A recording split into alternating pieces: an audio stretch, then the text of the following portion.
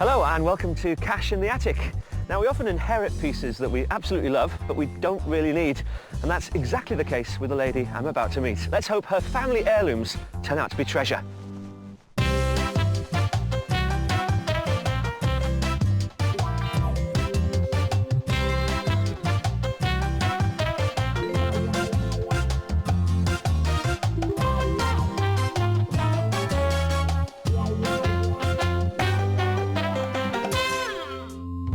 Coming up on Cash in the Attic, an unusual 19th century tea caddy. This is actually a nice box, but I don't recall seeing one with 3 compartments inside. A stunning Qing dynasty bowl which gets a surprise valuation. Holy smoke! You look surprised. I'm absolutely shocked. Have you changed your mind, Carol? No! And a rare insight into the mindset of an antiques expert. The clue is when he says he's quietly confident. He knows what he's talking about. That's why he's the expert, you see. But will we all be smiling at the end of the day? Find out when the final hammer falls. Today I'm in rainy Berkshire on my way to meet Carol and her good friend Joy.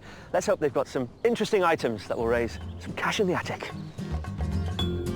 Keen gardener Carol Warren grew up in North Yorkshire before moving to the south of England in the 1950s, when her parents relocated and opened a barber's shop. Carol decided not to follow in their footsteps, and after a stint working for a famous diamond company, she took a job selling double glazing, which led to a career in interior design. Today, Carol lives near Maidenhead in Berkshire, in the house where she brought up her family. Her 2 daughters have flown the nest, and Carol's now decided it's time for a clear-out. So with the help from great friend Joy and the Cash in the Attic team, we hope she can do just that. Our expert John Cameron's eager to get started, so whilst he gets stuck in, I'll meet the ladies. They had me up rocking. Oh, did they? Someone mentioned rocking then. Oh, hello, good morning. You couple of rockers, how are you? Who have we got here? Joy and Carol, is Yes, It Carol is indeed. and Joy. And what are you doing, planning an evening out? Probably because Windsor Theatre's just up the road, you see, so okay. it's nice and close. Why have you called in the Cash in the Attic team then?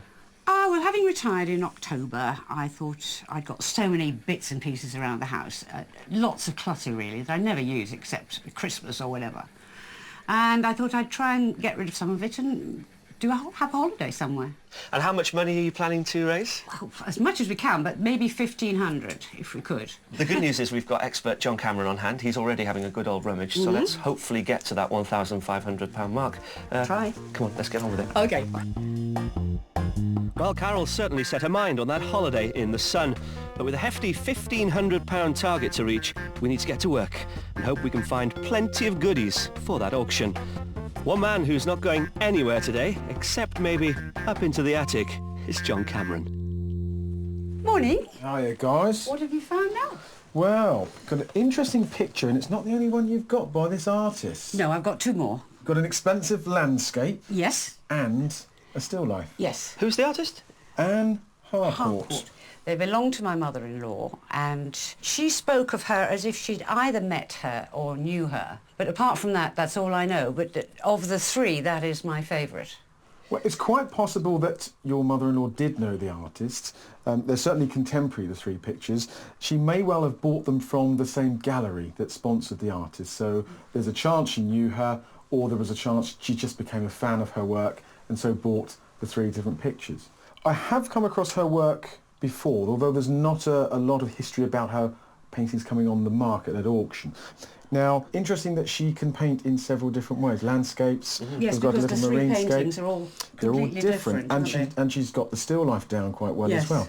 And she was a member of the Society of Women Artists and the National Society of Painters, Sculptors and Printmakers. So she would have had formal academic training. What about the scene? It looks like the south of France, but there's nothing on it to say where. Well, I'd agree. I think it's possibly somewhere like Antibes or Port Grimaud, isn't it, down in the south of France? Well, let's talk about money then. What do you reckon we'll get for this? Well, interesting, Carol said this is her favourite because it's my favourite. Collectively, I think you're looking at around 180 to about 220 estimate-wise. But I think this is a nice picture and could do a bit better than You that. happy about that? I'd like to put a reserve on this one, not the other 2. Well, that would be your prerogative. The auction house may want to put them together, but if you stipulate that you want that one separated and you want a reserve of X amount, then I'm sure they'll be happy with that. I quite like the fact that you're selling a sunshine scene so you can actually get into the sunshine yourself. In this sunshine state. Yes, exactly. You'll have to find something else to put on the wall, though. I know, do I have Leaving to a wash big it old gap first? there. Glad you said that. It's a good start, but come on, plenty more rummaging to do. All right then. Come on then. Well, I think that's a pretty good way to kick off our day here in Berkshire. Let's hope it's a sign of things to come. Joy starts her search upstairs. It doesn't take her long to spot this collection of costume jewellery, which includes Christian Dior pieces. Christian Dior's designs first burst onto the world stage in the 1940s, and soon he was the most recognised name in fashion. John thinks this collection could fetch £50 to £100 at auction. Okay, Carol, you got those out for a polish or as something we can potentially send to auction? Something you can send to auction, actually. Okay, well, I'm they're just rather thinking how nice. heavy they were, actually. Yes, they are rather heavy, aren't they? They are silver, but they're not solid silver. If we turn them upside down, they've got these little felt bases on them, but inside there is like a resin mixture, which is put in there to give them weight. Yes, well, I had some candlesticks before, which were silver. Did a very stupid thing. I cleaned them. Yeah. And they were still a bit damp, so I got a fan oven and I just popped them on one of the shelves and put the fan oven on. And then forgot about them and came back in to find that the black resin from inside had all gone on the bottom of the oven. So you've got hollow candlesticks. Yes, I've now. almost hollow candlesticks, Yeah. but these are the bigger ones. But they're not, they're quite nice though. But they can go to auction, certainly. Wow. These ones here, looking at the hallmarks, I would date those to 1918. So we're George V, they're early 20th century. They're in a style known as Adamesque. They're of octagonal section, but this rather slender and elegant shape of them is a revival of Robert Adams' very famous neoclassical style that was popular in the 1770s after his Right. trips to Pompeii and Herculaneum, where he studied Roman villas, interior and the architecture.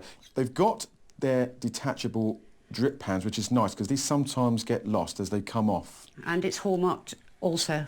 Yes, you're right, they do have the hallmarks there, and as they should, and those should correspond exactly with the hallmarks on the base. Well, they're rather nice items. I certainly like them. Good that you've got a pair, and they are in nice condition, no real dents and knocks, and nothing loose inside, No, I'm glad to say. At auction today, I would see no problem in them making £200 to £300, something like that.